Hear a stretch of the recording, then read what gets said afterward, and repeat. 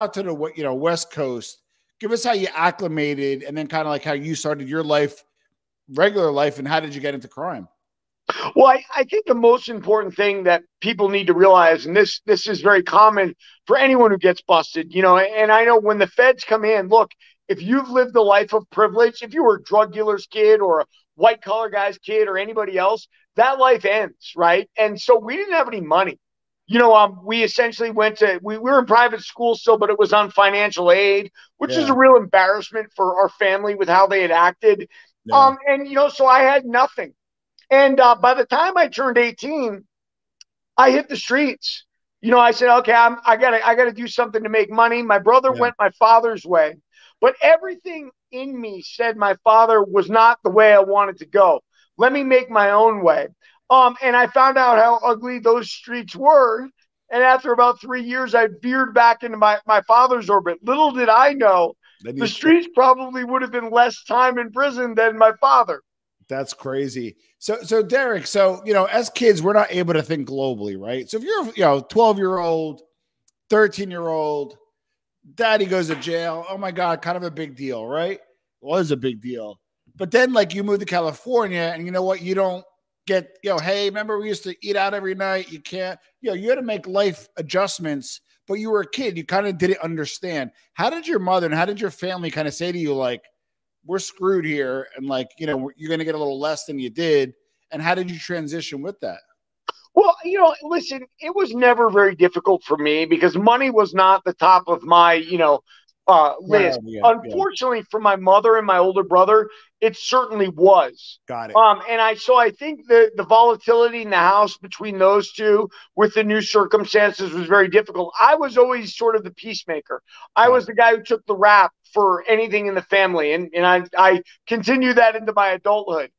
There was a lot of violence in my home, which I think, was, I don't know what to say about that. There's a lot of violence in a lot of criminals' homes. My father didn't see fit to rear it in. He let it go because he was so angry at my mother, angry at my, his circumstances. But the truth is, my father had no one to blame for his circumstances but himself.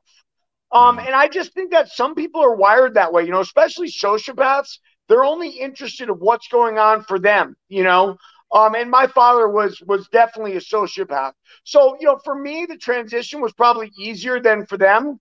But at the same time, I had to deal with their rocky transition, and that was not easy. Yeah. Now, we're not going to give it away what happened with you and your brother and father later on, but just we're building up to your teens. In your teens, were you close? Your father wasn't around, right? Were you close to your brother, at least early on? No, I mean, my brother Jason, he's a sociopath in the mold of my father. And he eventually used that in the same way my father did, like in financial crimes. And, my father was not a handsome man. He looks a lot like me. My older brother looks like a fashion model. And that obviously is very helpful in many areas of life. And we'll get into that later when we talk about some other things. But yeah, when my brother was young, he was very hard on me. And, you mentioned my martial arts background on the roll-in. I find that many people who are lifetime martial artists, there was a lot of violence in their home. I mean, my brother pummeled me, with no remorse. And, I probably could have taken him by the time I was, 13 or 14, but something in my head said, this is my brother. I can't hurt my brother. Little did I know, when I finally beat him up, I was 19 years old. He never touched me again. I wish I had done it when I was younger.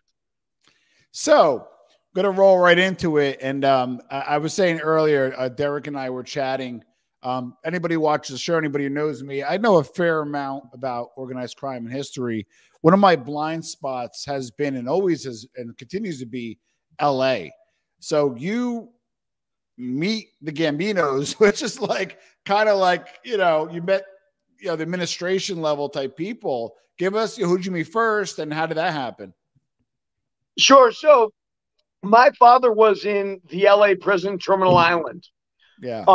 And this is after bouncing around. He was in Arizona for a while. He was in Northern California for a little while. And then he finally landed at TI, which back then was a medium prison.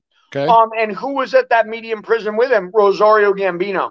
Oh. And Rosario also happened to have, we had two daughters too, but he had two sons who were very, very close in age to my brother and me.